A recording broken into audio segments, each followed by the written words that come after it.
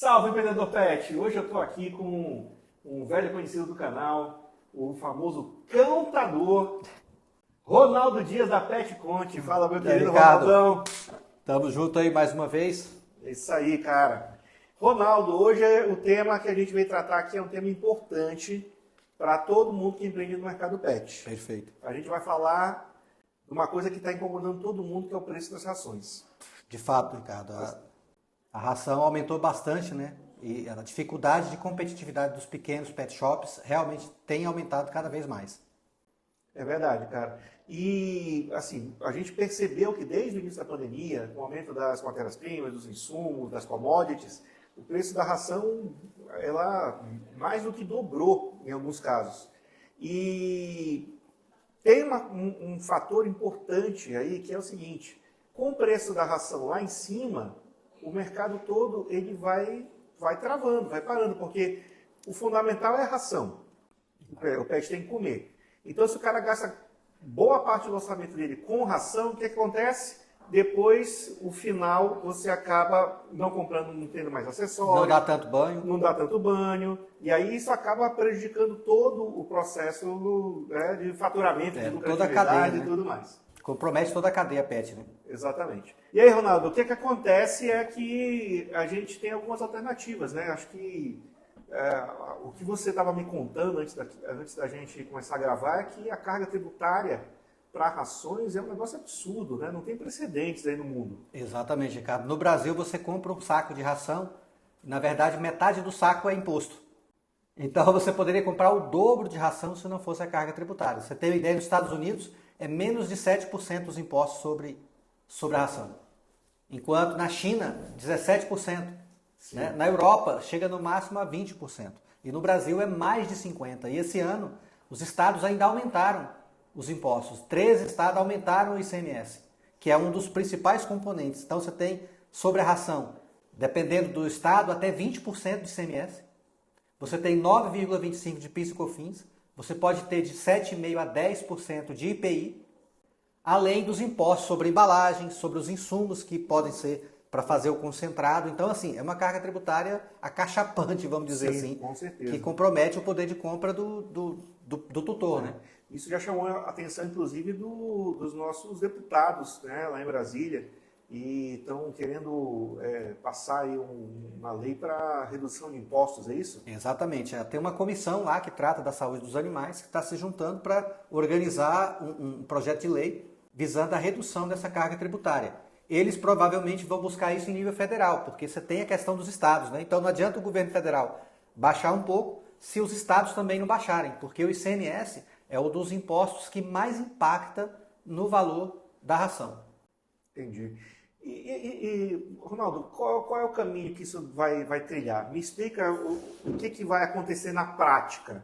Tem essa comissão, mas na prática, quando isso pode mudar? Olha, Ricardo, pensando assim de forma bem objetiva, uma mudança no âmbito federal tem que passar uma lei, essa lei tem que ser aprovada na Câmara, depois ela tem que ir para o Senado e depois ela tem que ser votada pelo governo federal e sancionada.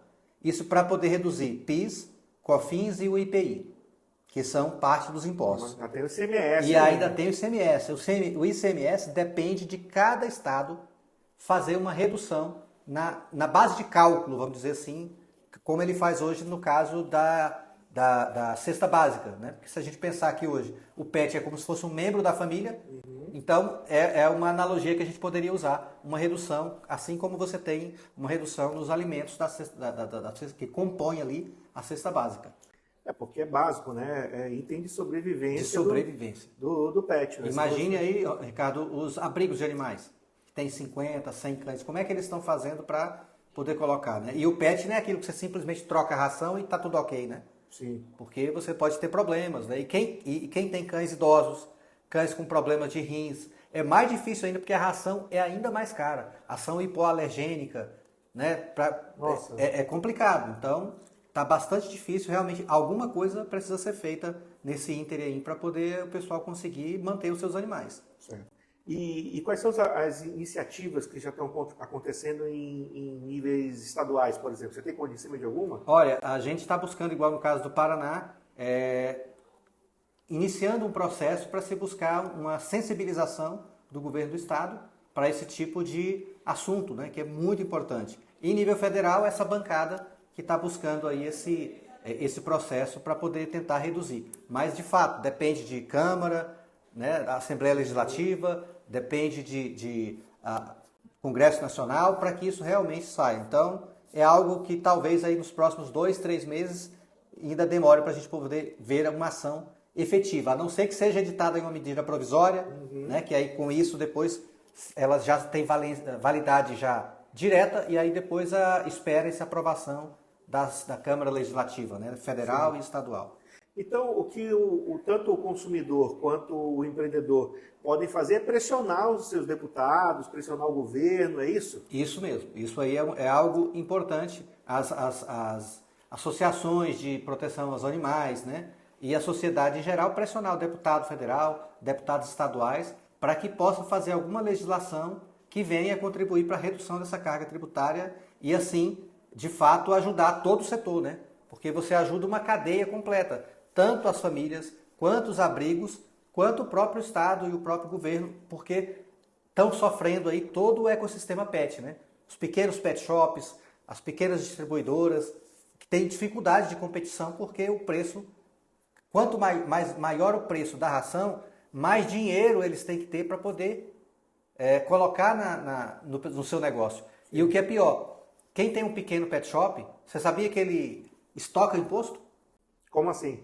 Fala aí, explica isso aí. Explica pro pessoal aí. Então, pessoal, pois é, quem tem um pet shop hoje, ele acaba estocando imposto. Por quê? Se num saco de ração 50% é impostos, logo eu já pago antecipado esses impostos. Porque é o que a gente chama da substituição tributária. Então, quando eu compro uma ração de R$200 ali, R$100 são impostos que eu estou estocando aqui. Que quando vender eu tenho que... Já paguei o imposto antes mesmo de vender a ração. Bom, então na prática, tanto o consumidor, né, o tutor, quanto o dono da distribuidora, o dono do pet shop tem que fazer é pegar o deputado que você colocou ali, tanto no âmbito federal quanto no âmbito estadual, encher a caixa dele de e-mail e cobrar ele para fazer alguma coisa em relação a isso, porque realmente, do jeito que está, o mercado todo está travado. Está travado. A redução do volume de ração, né, de compra, né, aquele cara que compra ração constantemente, sim, caiu mais de 10%. E não é só a questão do volume total, é a questão da qualidade. Na qualidade, aquele que comprava super prêmio está comprando prêmio especial, quem comprava prêmio especial está comprando prêmio e assim por diante. Exatamente. Para poder continuar dando a mesma quantidade de ração, porém a gente sabe que o valor nutricional não é o mesmo. Não é o mesmo, e a saúde dos animais acaba sendo afetada, né? É isso aí. O que vai dificultar ainda mais para as famílias. Daqui a pouco tem que fazer gastos com o veterinário para poder, as intercorrências que tem quando você vai trocando de ração ao longo do tempo. Ronaldo, gratidão. Obrigado aí pela conversa. E, pessoal, esse cara aqui é o melhor contador do mercado pet. Ele tem clientes tanto na indústria, quanto na parte de distribuição, quanto no varejo pet. Então, se você quer um contador que realmente entende do mercado pet e vai fazer você pagar menos impostos e, por consequência, faturar mais, ter mais lucro, é esse cara aqui. Ronaldo Dias da Pet Coach, o famoso contador. Valeu, Ricardo. Obrigadão aí. Tamo junto, cara.